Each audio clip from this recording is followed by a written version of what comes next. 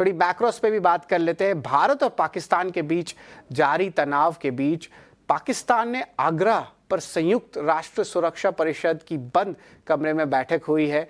बैठक में क्या हुआ जानते हैं सुमिता से।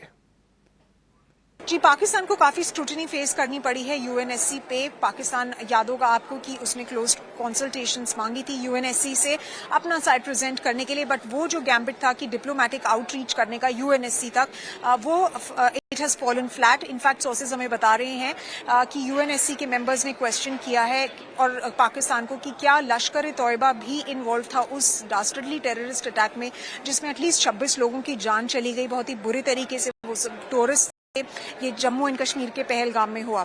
उसके अलावा क्वेश्चनिंग इस बेसिस पे भी हुई कि जताया गया एक कंसर्न कि पाकिस्तान ने जो बैलिस्टिक मिसाइल टेस्ट किया है और जो न्यूक्लियर रेटरिक बढ़ता जा रहा है उस पर कंसर्न जताया गया। कंसर्न ये भी जताया गया कि वो जो मरने वाले लोग थे वो टारगेट जो किए गए वो टूरिस्ट टारगेट किए गए और उनकी रिलीजन के बेसिस पे टारगेटिंग हुई क्योंकि वो हिंदू थे इसलिए उनकी टारगेटिंग हुई।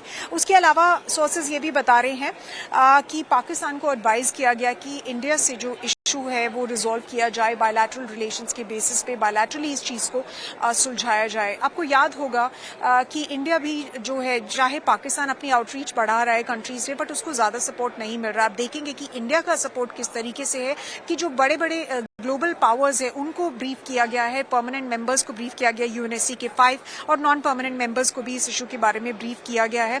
और जो ग्लोबल कंट्रीज है, जैसे चाहे आप यूनाइटेड स्टेट्स में देख ले, डोनाल्ड ट्रंप, जेडी वैंस जो वहां के वाइस प्रेसिडेंट है, तुलसी गैबर्ड है, उन सब ने इंडिया की तरफ अपना सपोर्ट जताया है और उस डास्टर्डली अटैक को कंडेम किया है। कंडेम करने वाले देशों में टॉप सुपर पावर्स हैं, जैसे यूएस हो गया, यूके हो गया, फ्रांस हो गया, इटली हो गया, रशिया होगा। रशिया की बात करें तो कल ही रशियन प्रेसिडेंट व्लादिमीर पुतिन ने फोन किया था प्रधानमंत्री नरेंद्र मोदी को और कॉन्डमनेशन किया इस पूरी एक्ट के ऊपर, इस पूरे टेररिस्ट एक्ट के ऊपर। और सबसे इंपॉर्टेंट चीज जो उस रीड आउट में थी, जो क्रेमलिन के द्वारा इशू किया गया, उसमें था कि रशिया और इंडिया के रिलेशंस जो हैं वो एक्सटर्नल फैक्टर्स पर बेस्ड नहीं है।